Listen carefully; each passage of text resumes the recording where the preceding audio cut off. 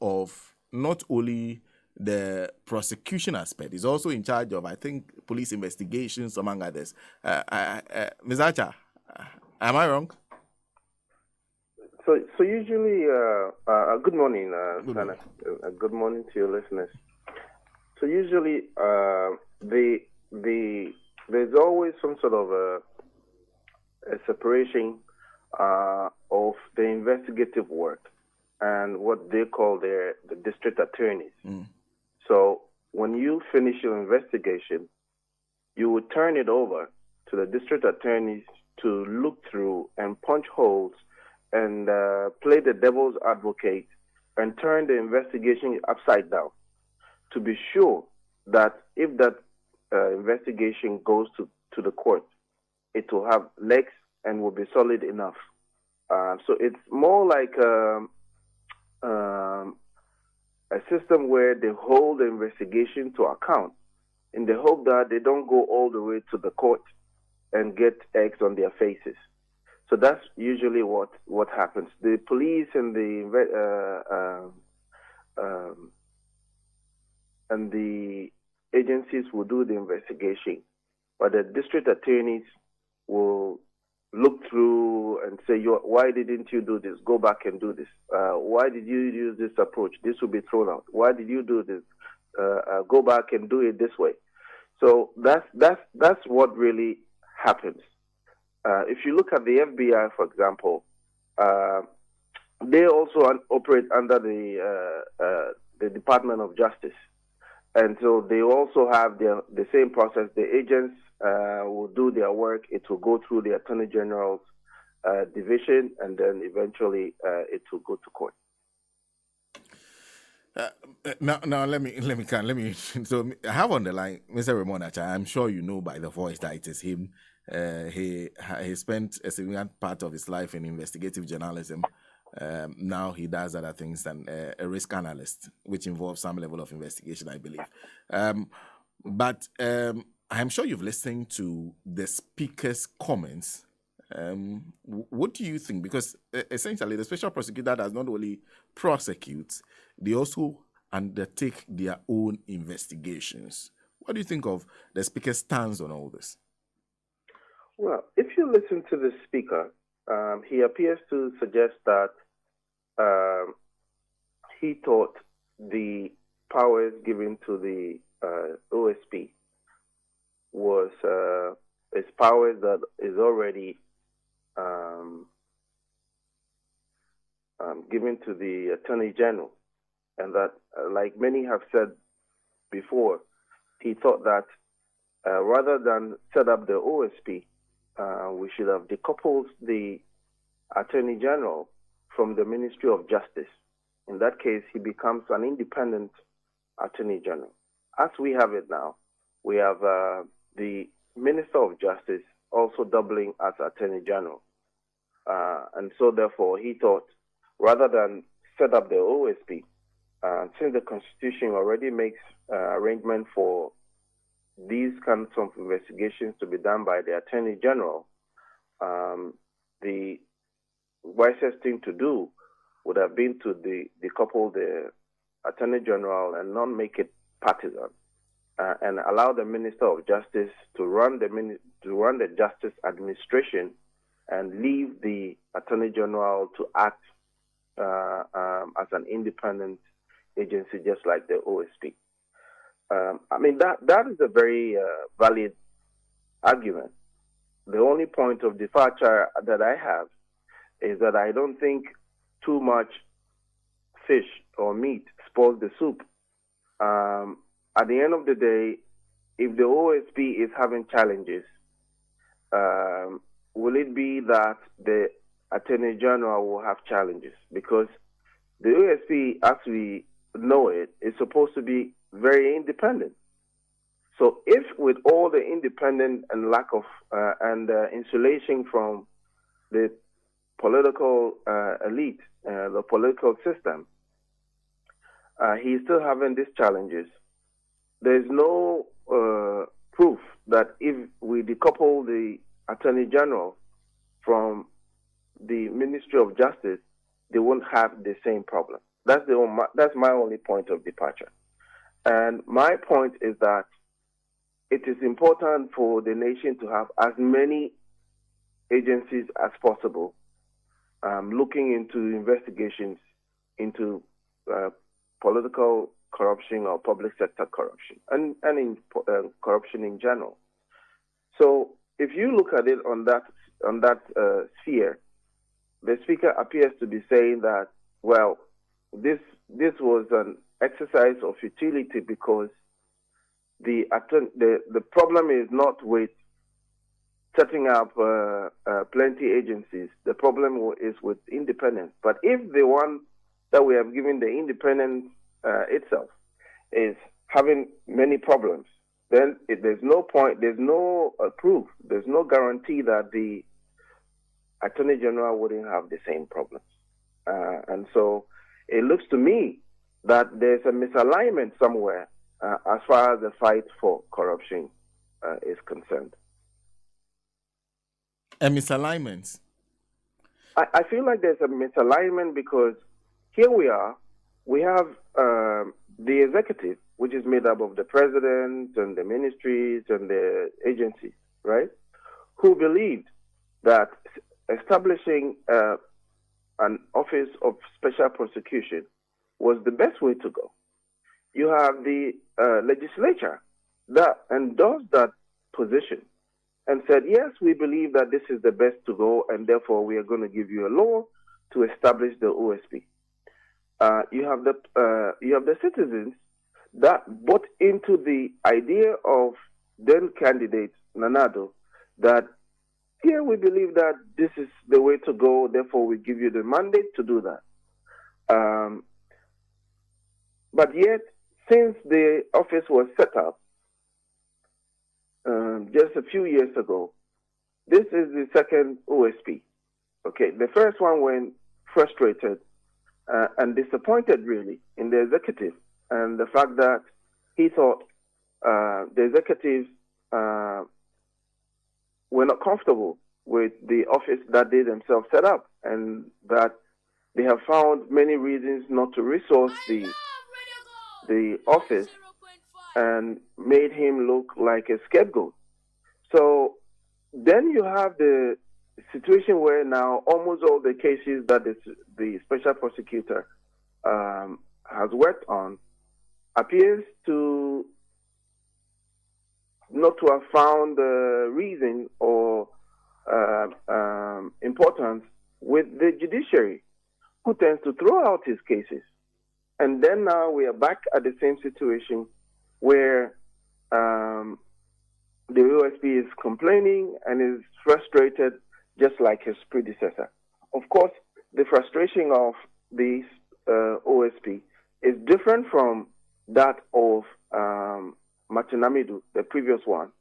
His frustration was more with the government, but he never really made it to court. Okay, at that time, because the agency was more in its baby stages, where they were setting up, they needed office, they needed resources.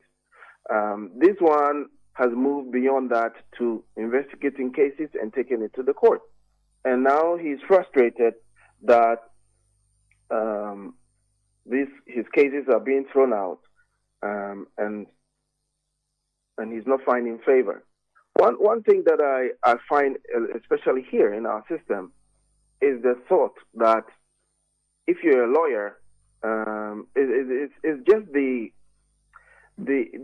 confusion, in my opinion, that somehow lawyers make best investigators.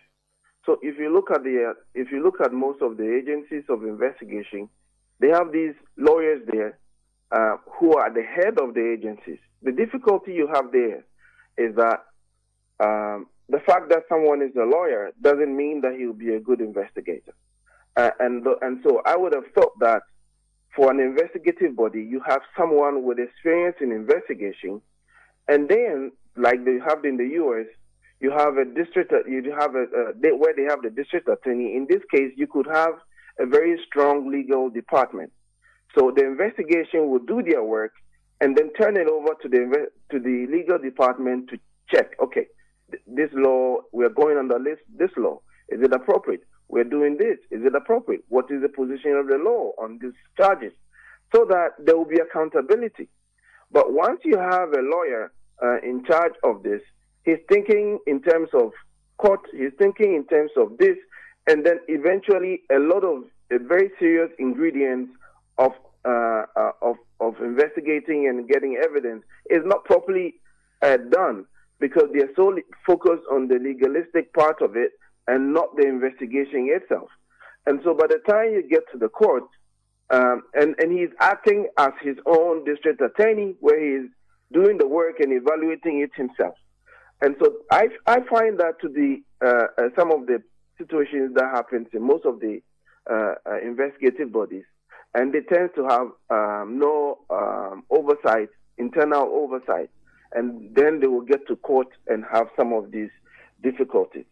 So, yes, I think that the issue of the speaker is somehow valid, but I will wish that there are more of such agencies, as many as we can, and then the judiciary appears. You know, the judiciary is a very jealous institution, and so therefore, when they see that you are acting, and you heard it, exactly the point I was trying to make earlier, that you constituted yourself into an investigative body, you constituted yourself into a court, and you made judgments and make conclusions at the end of it. And so they feel like their powers are being usurped by the OSP. And therefore, I think that perhaps the judiciary is not properly aligned with the law that established the OSP, or they are not comfortable with him. And these are things that we could go through. Why do you think the OSP is going through what he's going through? I have my own theories of why he is going through what he's going through. It might not necessarily actually be because the law that established the OSP, it should have been with the Attorney General. I want to hear that theory, but before we come to that, I want to take you a step back, because you're talking about lawyers heading investigative institutions. The office is called the Office of the Special Prosecutor. So the assumption is always that whatever you take there necessarily should lead to prosecutions. You are an investigator. Yeah. Why is that separation important? Because everybody feels that when you investigate something, you must find something to take somebody to court over. Exactly what is the job of an investigator as against the job of the person who is necessarily interested in something to prosecute for?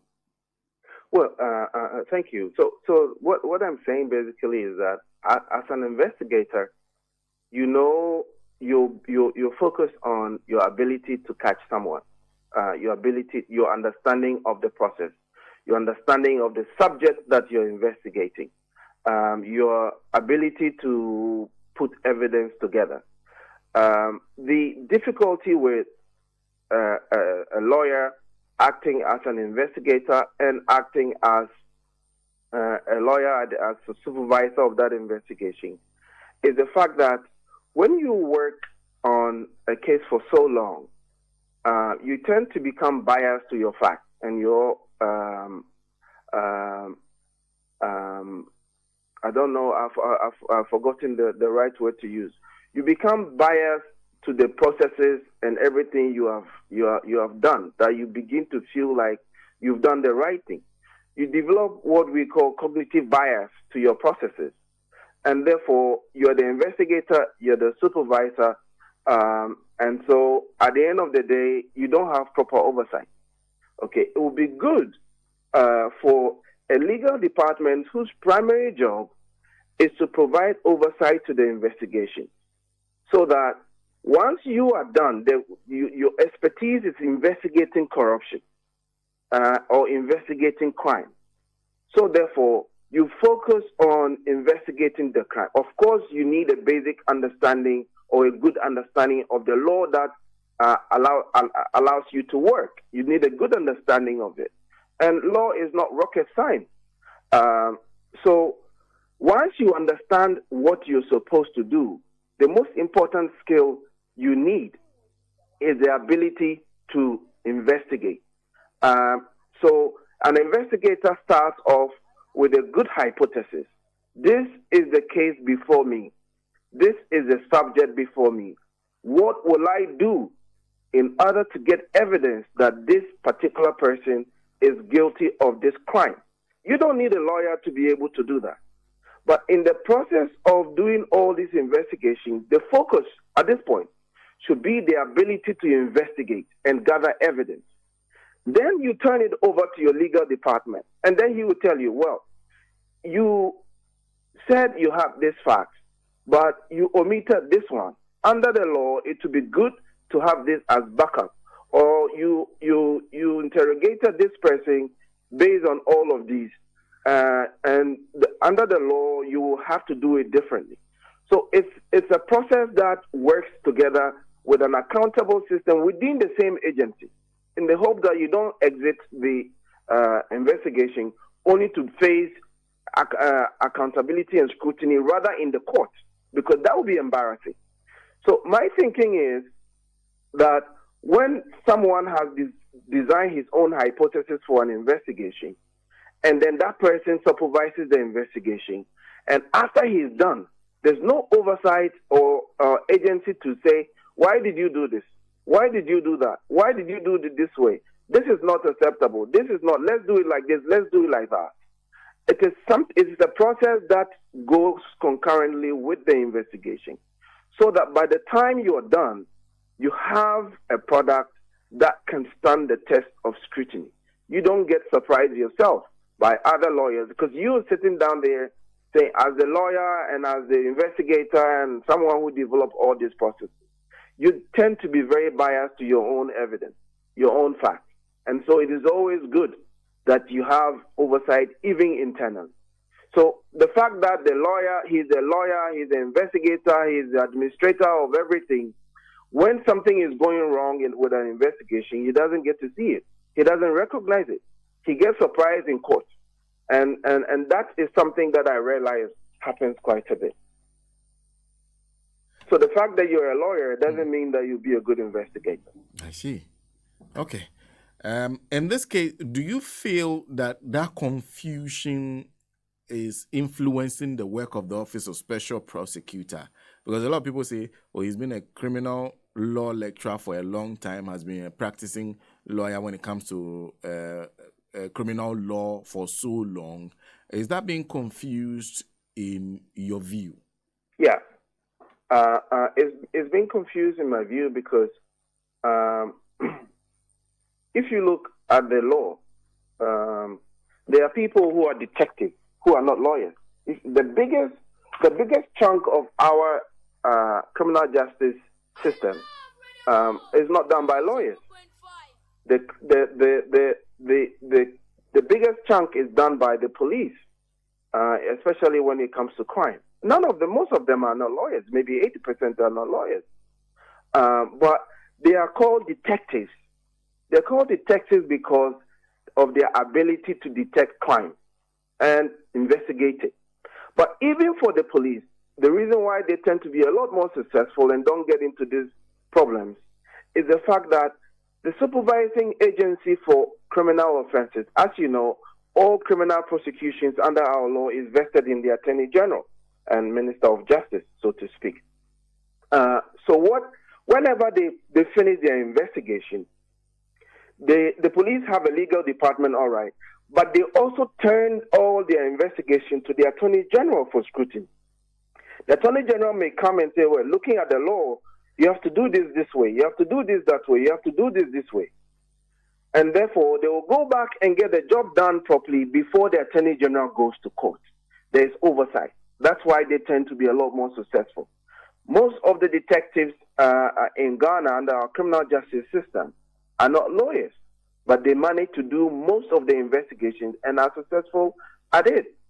If you look at a lot of the big law firms that do criminal investigations and criminal prosecution, they always have inside the department investigators. If they don't have investigators, they rely on private investigators to put all the evidence together. Then they will look at it and apply the law based on the evidence that has been provided. So I feel that we need some sort of an oversight within the OSP, in the hope that they don't develop their own hypothesis, conduct their own investigations, all under supervision of one person, so that this whole cognitive bias to their own evidence will not show up when somebody begins to scrutinize them outside the agency. I asked that question because perhaps there are lots of people who have been to the office of special prosecutor who will tell you that when you go there, you meet experienced investigators from the CID, from the BNI, and from all places who have been into investigation for so long. So I'm guessing that those people do the job and pass it over to the OSP. Yes, but that's what I'm saying, that the OSP is a criminal attorney, so to speak, okay? And as the head of the agency, he looks at everything through that perspective. He's a supervisor of the agency. So designing the investigation, designing the hypothesis, all of that emanates from him. When the investigations are done or as it's ongoing, he is part of that same process. Just as you will have an investigative team, it does not hurt to have a very good legal team whose job is to act like the Attorney General in the case of the police and the Attorney General. So right now, they sit down and divide their own hypothesis. This is what the complaint is. This is what the petition is. This is what we think. Immediately they finish, it goes straight to court. Now, when you're going to have surprises, that is where the surprises will come from.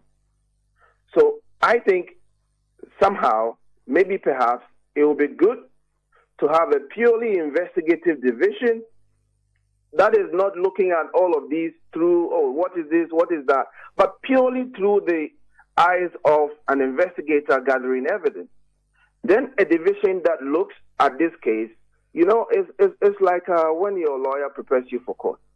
He acts like the attorney on the other side, okay? So he will ask you questions that he anticipates might come from the opposing lawyer. He plays the devil advocate there and tries to use that process to vet his evidence and vet his client, whether he will do well in court. I think the OSP needs more of that. Great.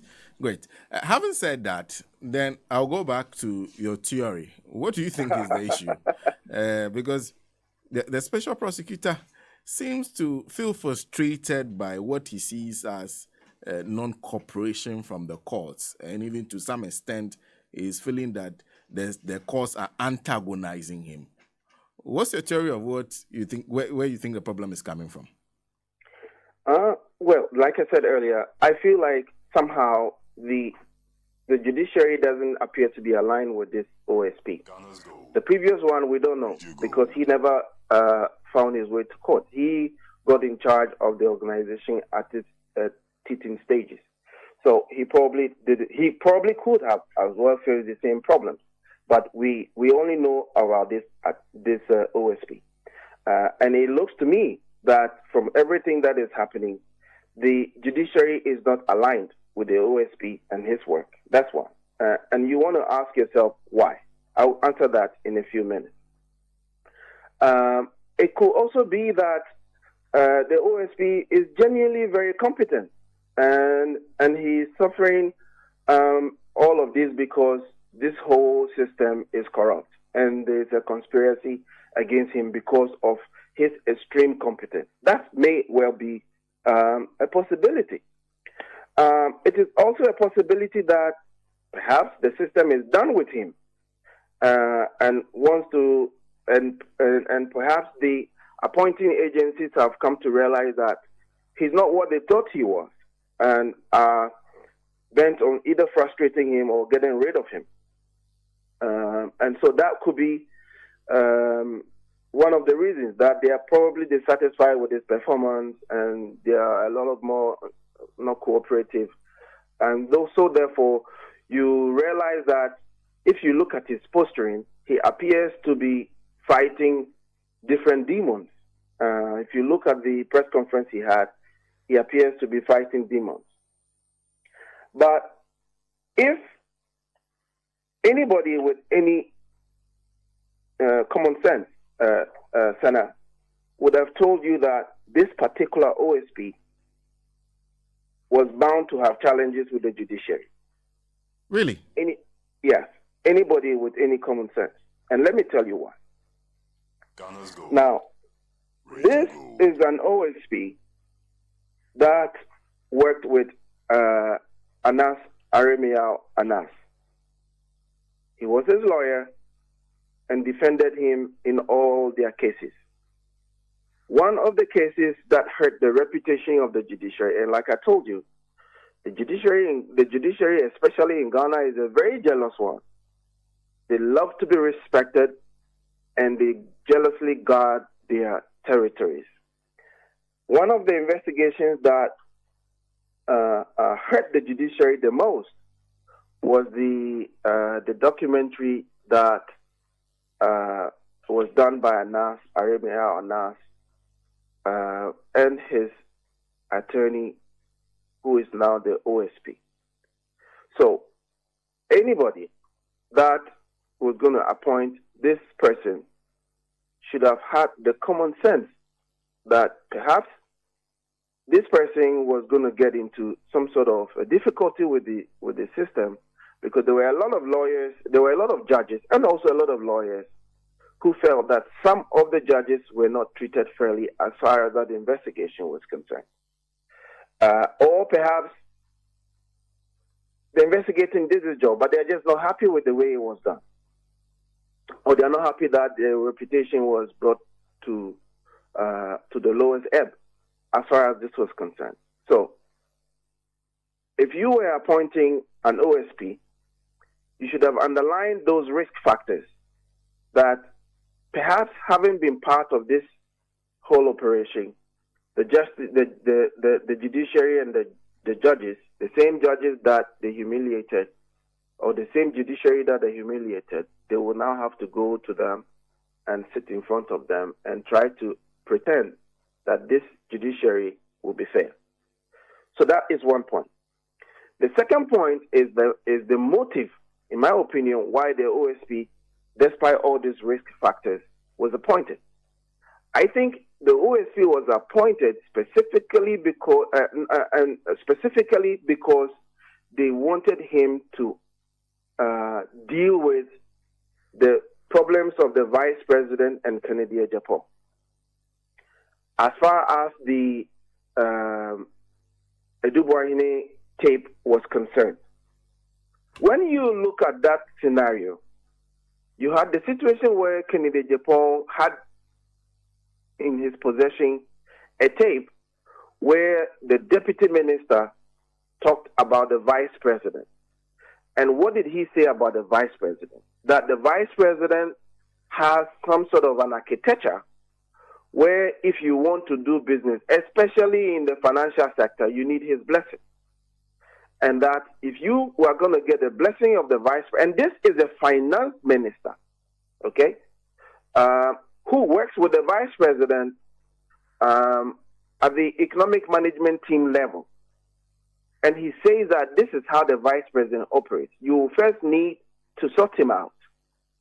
And the way he operates is that he operates through his brothers. And so you will have to also go through the vice president through his brothers, okay, or his relatives. So this tape was in the possession of Kennedy Agyapong, and he kept raving and ranting about it. Now, he did this documentary called Who Watches the Watchman? And that documentary caused some sort of a firestorm. The person who came to defend the investigation was no less a person than Kisi Ejabin. He worked with Anas to defend him publicly about this investigation. And he's on record to have said that the investigation was okay, Kennedy was wrong, blah, blah, blah.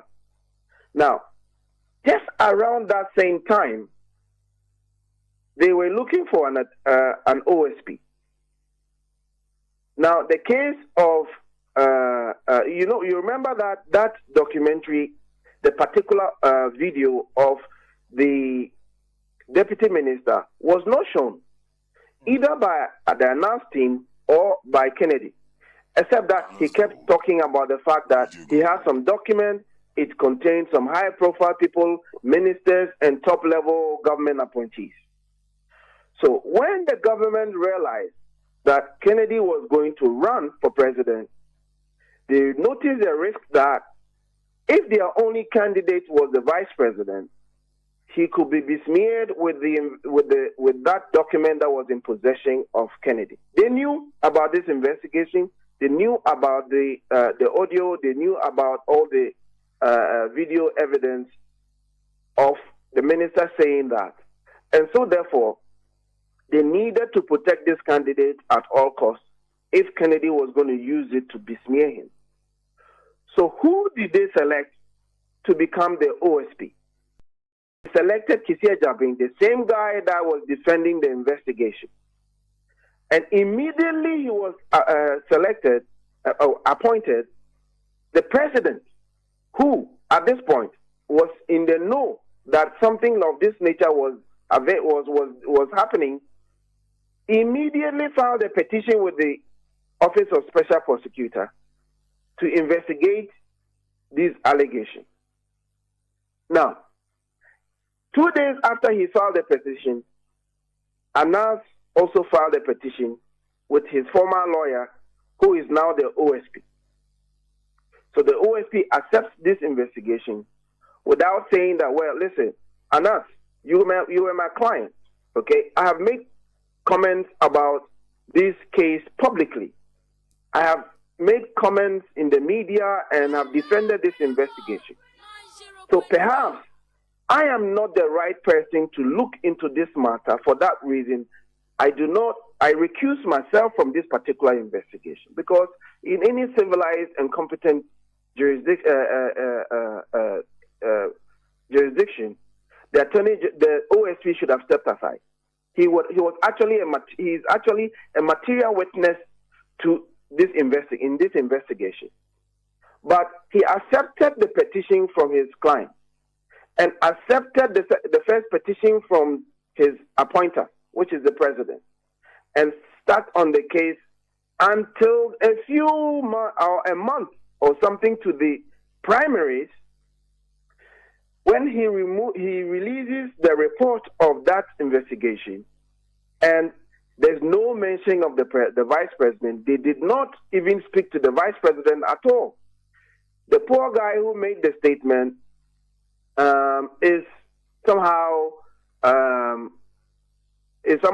said, oh, well, he made this comment, but it was influence peddling. There's no law under which we could charge him for influence peddling. The vice president was not contacted. They did not speak to him. His so-called brothers were not identified. They did not speak to him. He finished the investigation, and voila, he did it on time just before the MPP primaries. So they know they are done. They are done with him. His job is finished. And now they are realizing that he is now going after their own people, okay, like Cecilia Dapa and the rest. So you can see that there is some sort of discomfort in his line of action now. You're not towing the line. We brought you here to come and work with us to ensure that the vice president's case, this guy's case is done. That is what we brought you here to do, whitewash most of the things. Here you are now going after our own people and letting us look like we are corrupt. By the way, you are done with your job anyway, so there's no relevance for you as far as we are concerned. Legally, they can't sack him. Okay. Well, they can sack him now for incompetence. Most of your cases are being thrown out. They can sack him for incompetence, but I don't think they will do that. So you have this frustration going on because he's done. His work is done.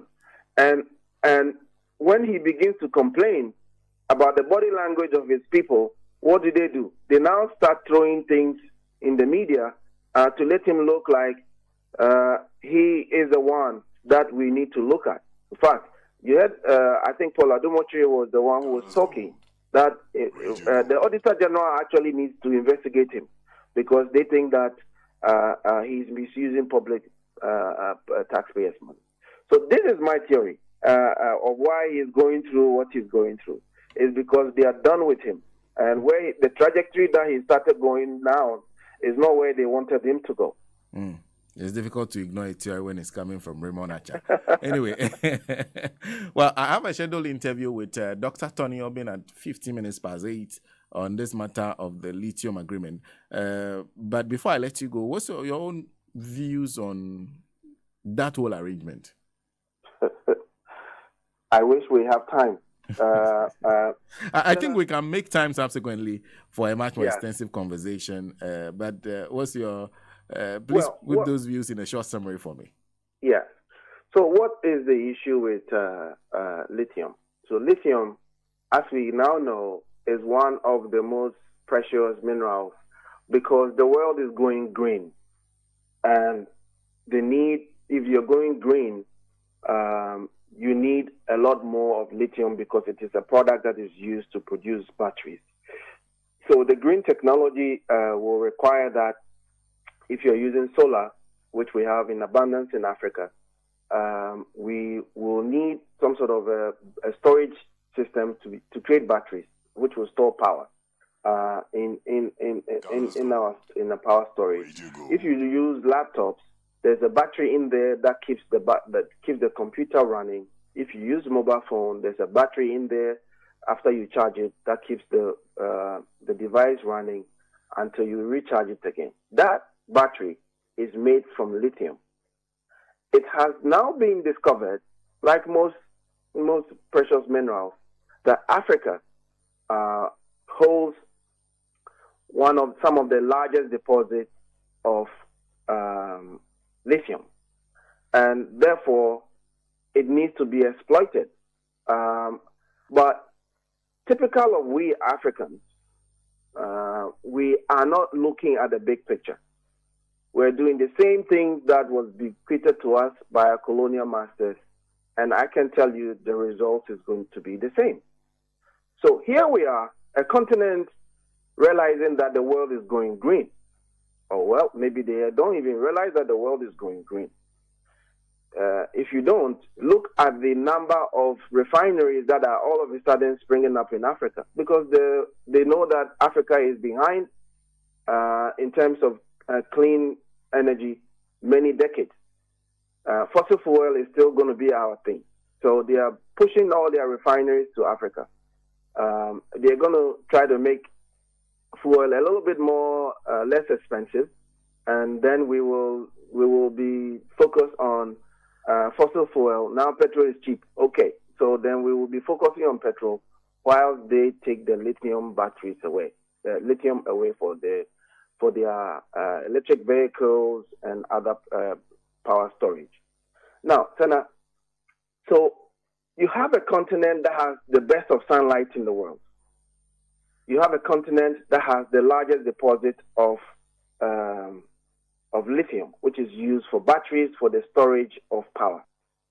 And yet, you have countries in Africa that are so focused on not just harmonizing the sun and the technology in order to become a powerhouse. They are focused on extracting the raw minerals and exporting it away. Let's take the case of Zimbabwe. Zimbabwe started mining lithium way back in 1940. Okay, it has to be explained that even before this craze for electric vehicles, batteries have always been there. Okay, so Zimbabwe started, I think now they produce something in the range of about 1,000 tons of lithium per year, which is not significant. Namibia has the same, and they are doing the same thing, exploiting the raw material and shipping it abroad. Namibia is also on the left side. They are doing about 52,000 to to 53,000 tons per year. The DRC has, in most estimations, the largest deposit of lithium, and I think that the size, most of it is controlled by the Chinese anyway. But I think their deposit is estimated around something in the range of 30 to 40 million tons. Now that DRC side, DRC has been mining and exporting lithium since the 1910s, and guess what? They still remain one of the poorest countries on the continent. So Ghana then has the next one is Mali. Mali also has an estimated 16 million tons of lithium, and is producing something in the range of about 220,000 tons per year, spread over a land space of about 500 square kilometers. I think there it is the British and perhaps the French that control the mines. Nigeria has also significant deposits of lithium. And what happened was, in the case of Nigeria, Elon Musk, the owner of Tesla, electric car company Tesla, had offered to go and mine the lithium in Nigeria. I think that was somewhere in August 2022. The Nigerians told him, we are not going to allow you to mine unless you come and produce your batteries here. Okay? We are done with this situation where raw materials are just shipped out of the country. If you're going to come to Nigeria and give us a proposal that you are just going to take our lithium and ship it to go somewhere to create jobs for other people and prosper, we can listen to you. But if you're going to do the same things Africa has done since 1910 from the ARC, we're not going to do it. And Elon Musk was not having it, so that dream crashed. Come to Ghana. Radio Gold. Ghana's what they call the Awoya project is considered now, based on the figures, is going to be doing some of the largest production of lithium. I think the estimate is that they are going to be doing something close to 2 million metric tons per annum. Like I told you, Zimbabwe is doing 1,600 tons. Okay, Namibia is doing 52,000 tons. Mali is doing 220,000 tons. Ghana is expected to do as high as 2 million metric tons per year. And the deposit in the Oya place alone is estimated somewhere around 18.9 million tons. So, based on all the experience that Africa has, what are the options available to Ghana? Ghana had gold. We've never prospered. This country is what it is. Eventually, the British came and took it over, and we took the headquarters to South Africa. Okay. We don't know what happened to Obuasi mine. The last time we heard, the individuals were eating into their concession. We found oil. It's the same scenario. People are drilling the oil. We don't see any serious improvement in our life. Now we have lithium. I think if you look at the discussion and the focus of the government, it is nothing different from what I've just enumerated to you. Zimbabwe is very poor. Namibia is exceedingly poor. Democratic Republic of Congo is poor. And Mali is not rich. Nigeria hasn't started yet. Ghana is no exception. So, if you have this benefit of history and you are a leader, what are the options available to you? The Awoya, the Ghana's lithium project, which they call the Awoya project, being mined by Atlantic Lithium, the total investment required for the project is about $125 million. Okay. Okay? Yeah. Here you are. We have a government that can take millions and sink it in a cathedral that produces nothing. And they are going to give this precious mineral away for only 10% because someone has $125 million to mine. At the end of the day, I know you don't have time, so I'm going to cut it short. At the end of the day, can't the government of Ghana raise $125 million and say that, listen here, we have this mine. All throughout Africa, we've all done the export thing and it's not working. So we will invest in the mine ourselves and ensure that the local people, we, the Ghanaians, benefit and finish the product and export the batteries wherever it can find market. Congo did something very interesting, I think somewhere around 2020. Okay. What Congo did was, in Congo, there is also like what they call, it's almost like the galamsey of lithium cobalt mining. So they have what they call the artisanal miners.